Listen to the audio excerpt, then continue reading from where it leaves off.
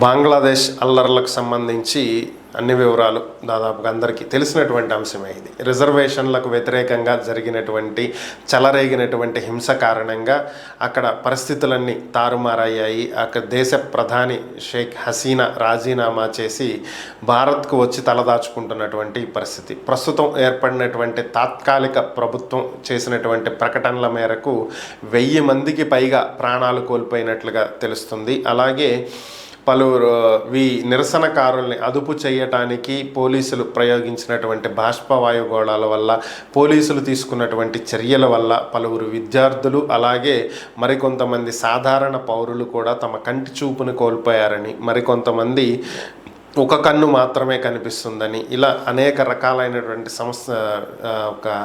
సమస్యలతో బాధపడుతూ ఉన్నారని చెప్పి ప్రభుత్వం తెలియజేసింది. అలాగే వీటన్నింటికి కారణం గత ప్రధాని షేక్ హసీనాని, ఆమె మీద కేసులు నమోదు చేశామని, ఆమెను తిరిగి బంగ్లాదేశ్కి అప్పగించాల్సిందిగా భారత్ని కోరుతున్నాము అని చెప్పి తాత్కాలిక ప్రభుత్వం తెలియచేయటం జరిగింది.